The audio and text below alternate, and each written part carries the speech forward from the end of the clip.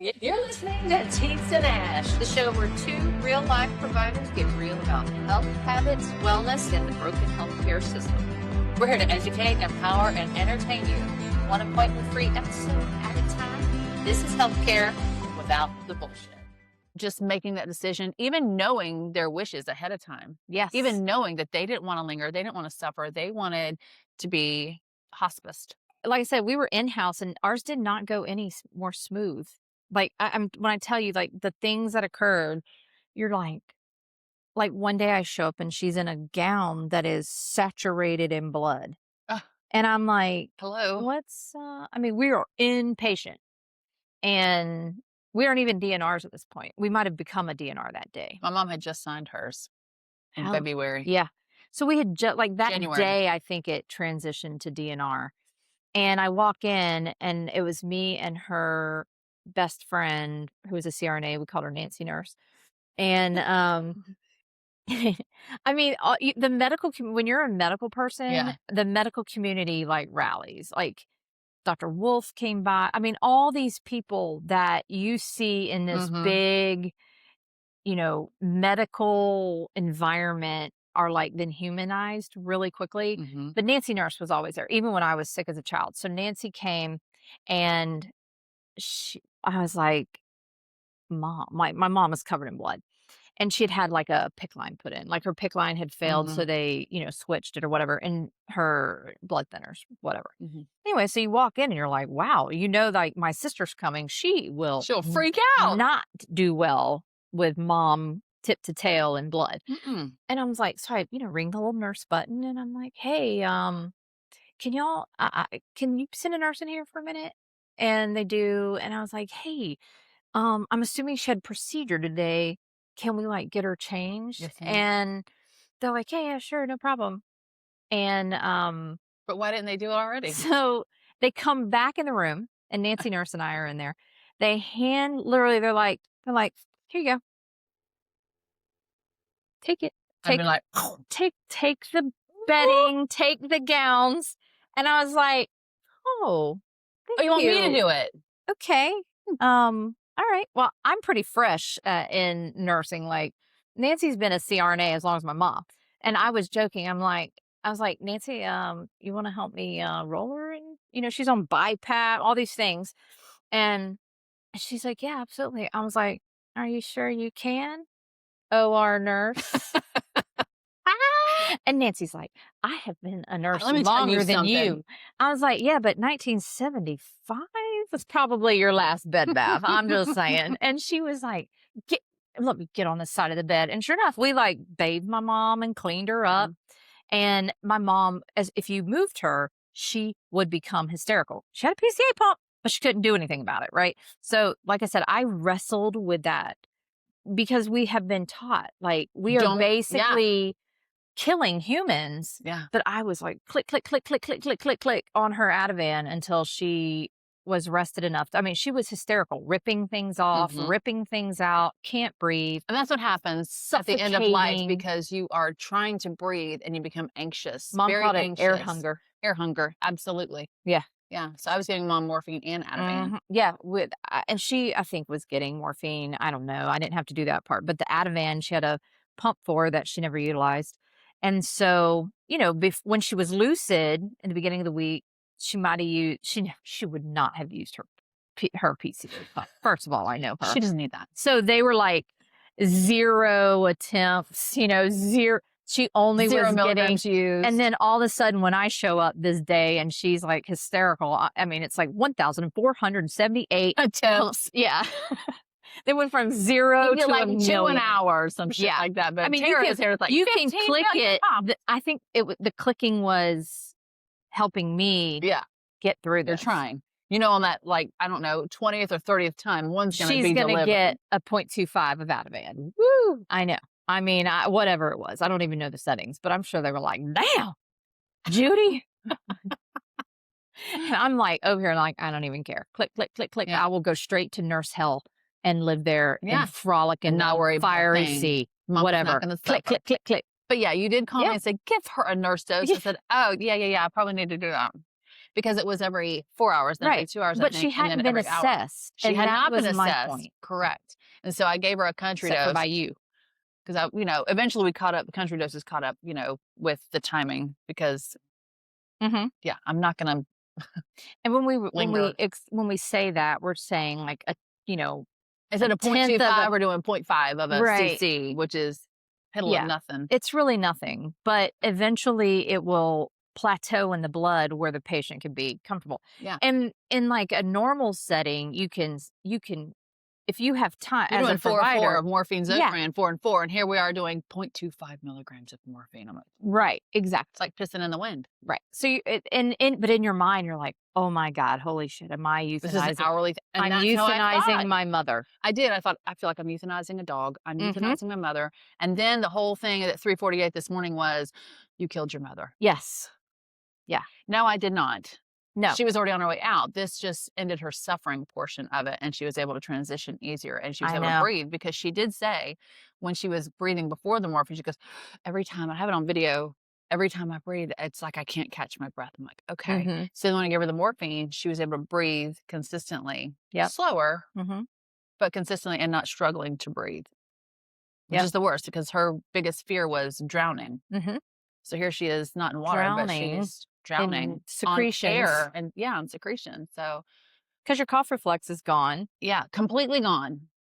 And I think the way that the HSP had moved up into her extremities, her upper Mhm. extremities, and then her Started breathing and paralyzing that her throat. diaphragm. Yes. And I just knew this is not what she wanted.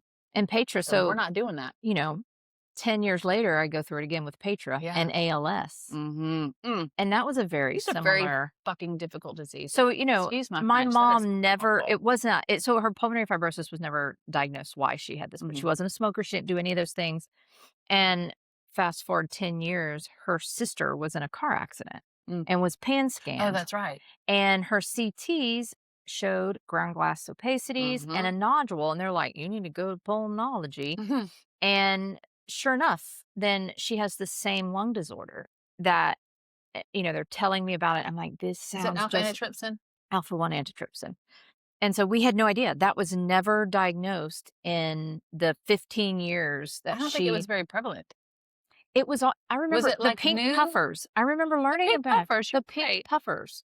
Mom was a pink puffer, but it was, I don't know. I don't know what happened there, but either way. I mean, open lung biopsies, MRIs, bone marrow biopsies, sinus biopsies. I mean, we did everything. Mm-hmm. And it eluded all of the specialists. Wild. But And sometimes it just does. so your weird disease. So you have this HSP. HSP, and then my mom Impossible ends up limb-girdle. with Yeah. Pulmonary yeah, fibrosis. pulmonary fibrosis, an accelerated form that we don't know why. Idiopathic, actually, it was considered idiopathic Yeah. because she Don't was know. never diagnosed. Yeah. And then when I tested myself, I found that I had an abnormal gene. So I am her direct receipt that it was what it Same. was. Mm-hmm. So Yeah. whoever goes first. Yeah. Country dose. Yeah. Oh, for reals. Don't you fuck me over. Me neither. Done. Okay, so that's about our moms. Yeah. So there you go. There's our story about our moms. And now we're going Let's to talk about the grief. The grief part. How you get over it. Yeah. So We don't. You No, don't you ever don't. get over it. And I know that now. I mean, I thought I knew it before because I had significant loss with my grandparents, but there's nothing. It's completely different No. when it's your mama. So DABDA, denial, anger, bargaining, depression, acceptance, and they don't have to go in that order at all. No. I remember that. And there's from no nursing timeline. school. No. No timeline. Mm-mm. No, you'll have good days and bad days, good moments and bad moments Mhm. every single day. And everybody's told me you never get over the loss of your mother. Mm-mm. You just kind of move through it and you'll have moments. And I have had moments, lots of moments. So It's interesting that when you do this, when you go through this, right? Like, so we're all going to go through this. absolutely, there's no one. Here. Nobody will escape No. this. We You just have will one parent that you like at least. all surely. do this at different times. Mhm. That is the guarantee. We will all go through it, but we're all going to do it at different times.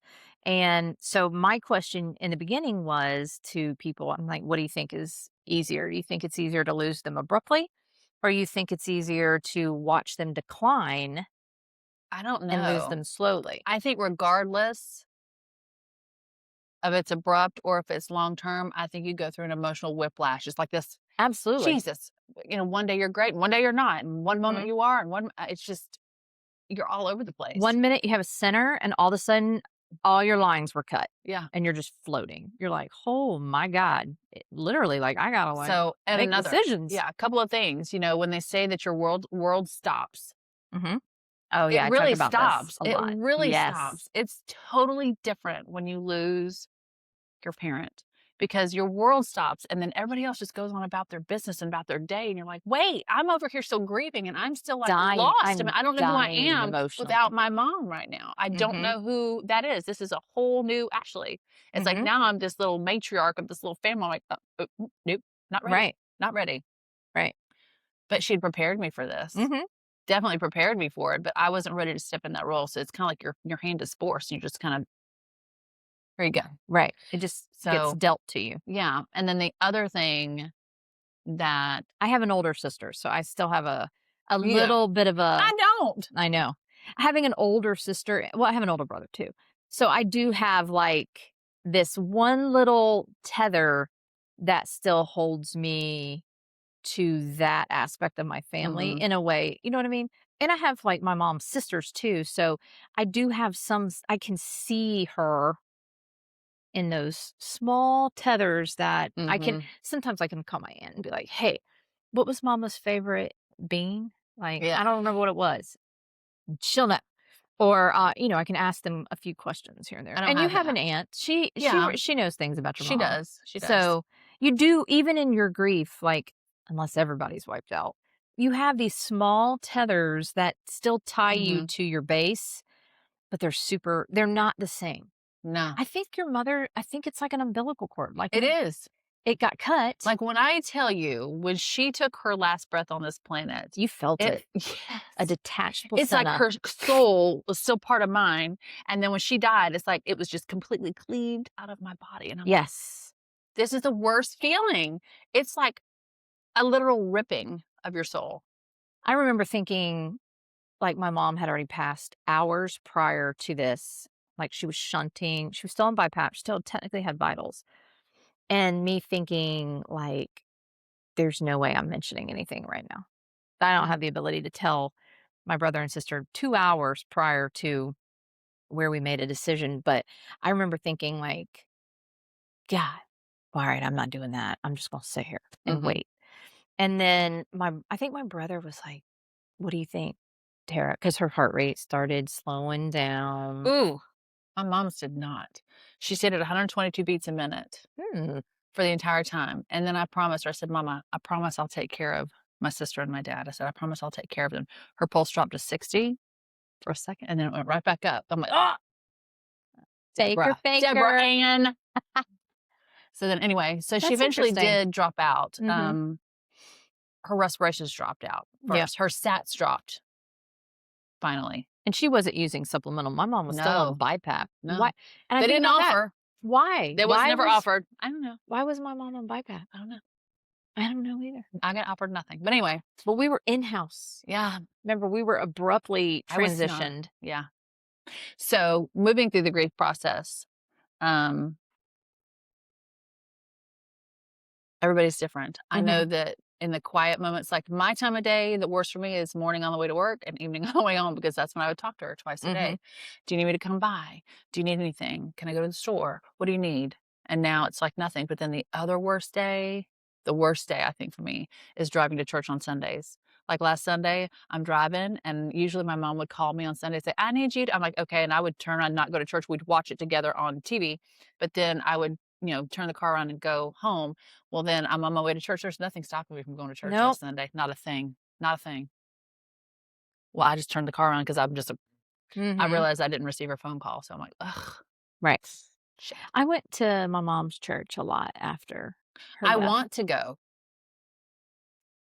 I can't. I cried the first time I went. Yeah. Like a couple Sundays ago, I just squalled through everybody singing. And I mean, through the message, I was okay, but Mhm. because it didn't apply to me that day. I mean, I'm sure it did in some aspect, but not that day. Right. It wasn't like, profound that day for me. Um, that's ugly to say. No, it's not. It doesn't always reach the right I mean, you know what I mean? Yeah. Sometimes it falls on deaf ears. It doesn't need to fall on you. Yeah, it didn't follow me that day. I was good. And then yesterday, not able to go. Right. Nope. So you're moving through the grief process. You're going to hear them. You're going to smell them. You're going to be reminded of them. And that's when you kind of lose it a little bit. Yeah. But I think that's honestly gotten even easier. That's even gotten easier over the past 4 weeks because of the grieving that I already did with her Mm-hmm. before she left. Well, and I think you're in a healthy place as an adult that you Yeah. recognize it and you are willing to work through it. Yeah. That's a big part of it but like you said, the world does not let you. Oh, yeah. No. And then I remember I was like, literally like, okay, my mom died. I'm going to go to work. And my friend Alex was like, no. And I was like, no, yeah, that's the only place I can really like be numb. Right. Was at work. But I remember, so now I'm not at work and all of a sudden Regions freaking bank wants me to pay my mortgage. And I was like, listen, do you know what just happened to me? I am rocked as a human, like my entire core, and Regions Bank has the audacity. I couldn't even. That's what we're going to talk about too. Banks. Yeah. Okay, so my mom said that she left me passwords and logins on her phone. Everything's on my phone. I'm like, okay, lied. She did not leave me one password. Well, I'm sure if you log on to her phone and maybe get on that website, but after she died. So here's some information. When you die and you're receiving Social Security, the funeral home reports your Social Security number to Social Security and tells them, hey, she's passed. Right. So it stops the Social Security from coming in. But I didn't know that they also alert your freaking bank. So when I go to pay my dad's bills, now that everything hits him, I got to pay his power, water, gas, garbage, mortgage, all these things. I can't get into her account. There's no passwords. I have no passwords. I can't even get on there. I mean, I knew what her password was, but when you try it and you're locked out of the accounts. Right. So then you have to go down there. So we go to this bank that is of the military servicey kind of thing. And we go there and they said, well, you need to call this number for the survivor's line. I'm like, but we're here now. We've waited an hour. I'll call them for you. And they give it to him. They talk, oh, we removed her off of all the accounts already. I'm like, so you just erased my mom from the fucking planet because what? It just threw me for a loop. And I'm like, for them. Fuck y'all. It made me so mad. I was mad for a good 3 solid days, infuriated, wanting to burn places down. But I didn't. So if it catches on fire, it wasn't me. Anyway, so that Social Security is supposed to pay in arrears. And so we were under the impression that she lived 26 days of February. We were going to get a check in March. No, we actually have to pay them back for 2 days of February because she didn't make it to the 28th day. So you have to go back and pay. So same thing with my grandmother. She lived only 13 days of the month. Her birthday was September 13th.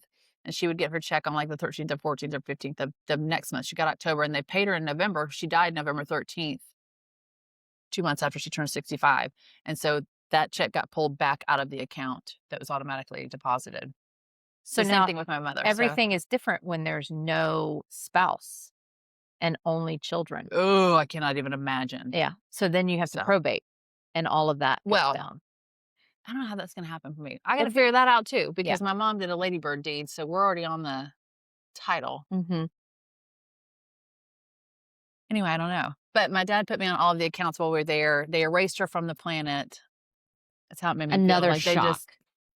She's dead. Bye. We'll take her off. No problem. I mean, can you just ask us first? That's literally what happened. I don't like that. I know. Because again, the thing about the whole world standing still, I'm still in this grief process, but also the other metaphor is the world dims a little bit. Yeah. It really does dim. I'm telling you, the light is different, and that is not a metaphor. It is absolutely true. When they tell you that the world dims a little bit, when your loved one, when that person that is so close to you is gone, I liken it to being like a grainy 70s home video, that light dark color that's like, that light dark color. That dark, it's not bright. It's just dimmed. Everything looks different. And I always think of it as space. That too. I think of the power. What are the Bigfoot video? The guy walking across the river. And can't quite see that 70s dim grainy. Yeah, that's how it looks to me now. So it's just different. So, yeah, it is very different. Another thing, grief is not linear. You're not going to walk through grief and it's done. Right. And you're not going to go through the grieving process and it's done. Like anger came late for me. I don't think I really went through depression because I felt like I knew where she was and I knew that she was no longer suffering because my mother did not want to lay in that bed for 2 years. Right. She didn't want to be in that wheelchair at all. Right. I even bought her a new wheelchair that she never used because I'm not using that. I'm going to use the secondhand one that is a piece of shit. I'm not going to use that big, heavy duty $2,000 beautiful wheelchair. It's just going to sit right there because I'm not doing it. I'm like, okay. So, see, we didn't do any of that stuff because it just was so abrupt. yeah. Like she literally went and had lobster that day. And then boom, next She day. said, good day. Yeah. She was Hold my like, beer. peace out, guys. Yeah. And so that's a difference in passing that you like. So for you, I'm not saying it's better or worse, but in my mind, even though I know this isn't true because you can't process what's happening at the time, but in my mind, I think that there was some ability to process, but I really don't believe there is because it's almost like seeing jackalopes. Like, I don't even know what did I just see? Was that Bigfoot? I don't know. Like, you know what I mean? Like, what was that? Your brain can't process. And you're going to need to take you. time off because she died on a Thursday. I went back to work that following Tuesday and I was okay, but I was really having trouble. Well, luckily corporate America gives you 3 days. Bereavement. We've got to fix this, guys. Like, you need at least a week off after bereavement at minimum. I mean, why are we rushing? Why you're a cog in the wheel, this? bitch, and they need your money. They need your effort. They need your energy. And exactly as your to mother, make them money in the wheel of society, and they're like, "Pink, she's done." I just went back to work because I was busy because I'd taken off the week that my mom was going through the morphine that week. I took off her death week. Which shut my clinic down for a week. And I have some really great staff. Miss Juliana, man, she did it. I love me some Juliana. She kept it together. She deep cleaned the office. She just found all kinds of things to do and she took care of it. And, so she did that. But then the next week I got busy because the next weekend was our 5-year anniversary party for the office. And then that was on Saturday. And then Sunday was my mother's celebration of life. So I said, shit, I've got to get busy and get all these patients that I didn't see this week, taken care of this week. And it's great. And I was okay that week. It helps a lot. But the following Tuesday, that was tough. After everything was done, is when all of that driving to work and driving home hit. And I was like, I cannot do this. So I kept makeup and so I'm coming to work with tears, down the face and was not ready. No. It was, like you need a moment. You really do. So did your mom have life insurance?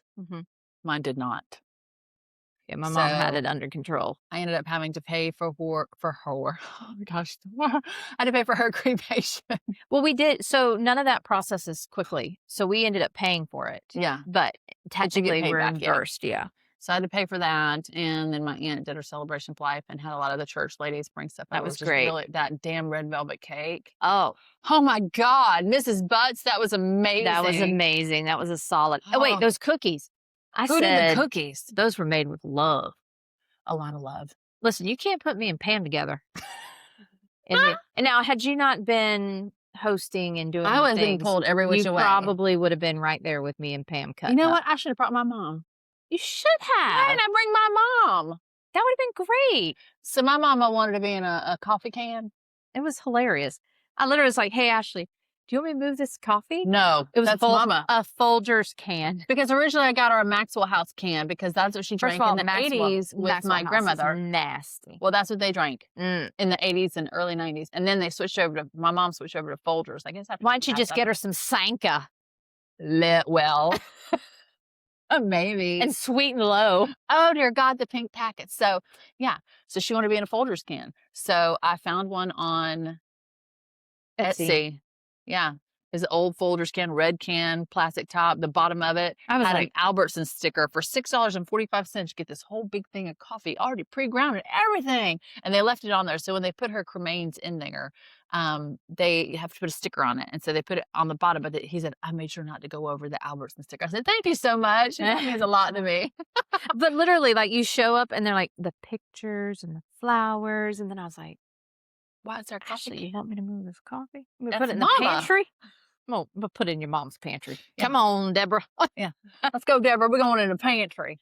And here's the other thing too. I didn't know about cremains. If whenever you're traveling with your loved ones, cremains, you have to have all of the Documentation. paperwork with you. I was like, oh, you can get in trouble apparently. I mean, technically they'll figure it out, but I'm sure It's that- not cocaine, okay? It's Right. mom. And you didn't like. It's not some random person that you've cremated. Right. But Yeah, how do you prove it? I don't know. oh well. I mean, they'll just. I'm sure they can figure it out, right? Yeah. Figure it don't out. know. Yeah. Maybe. I don't But know. yeah, that was pretty. That was hilarious. That's what she wanted. Yeah, that I was good. promised her I would get that. And weirdly, I had been looking for a Folgers can off and on for the past year and a half, thinking, okay, I got to get this taken care of, and never could find one. Mm-hmm. Never. Yeah. I thought that was wild. You were able to find. Found one on Thursday. We'd gone to the funeral home Thursday morning, found the Folgers can that afternoon, and got it like the next Monday or Tuesday. Mm-hmm.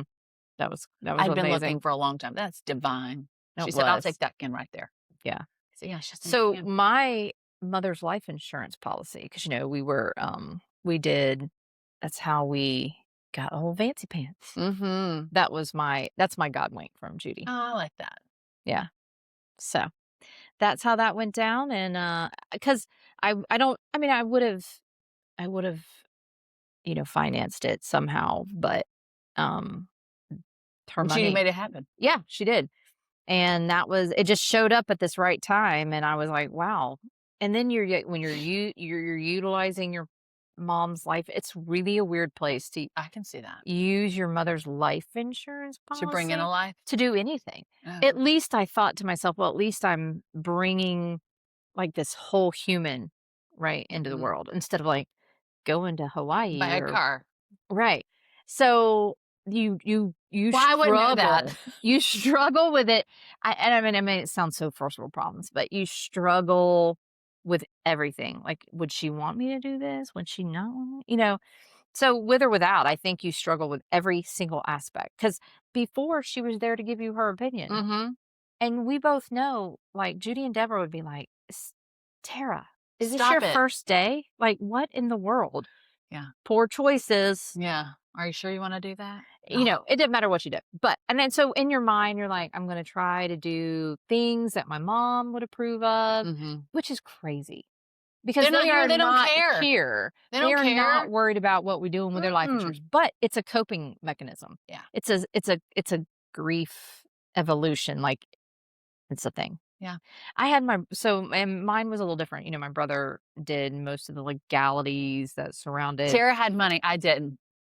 No. Yeah. No, my brother just is real smart. And he was able We to didn't help. have that. So I didn't have to, is my point. Insurance wise, you had insurance. I didn't Yeah. have insurance. Still have to pay for everything. It's just make sure that your parents give you passwords, sign-ons. Yes. We might need to do a part 2. Yeah, we'll do a part 2 next time. Yeah. What to do? What to We just do talked about our after moms the this death. time, pretty much. Yeah. We did. We talked about the passing because it's an evolution. So yeah, I think Yeah. that'd be good. Let's do okay, now your mother has passed. Now what? Your family member has passed. Now what to do? And now what? Yeah, I like that. We'll do Okay. that next time. Take or cut. And done. See you next time. Bye. Bye. You're listening to Teats and Ash, the show where 2 real-life providers get real about health habits, wellness, and the broken healthcare system. We're here to educate, empower, and entertain you. One appointment-free episode at a time. This is healthcare without the bullshit.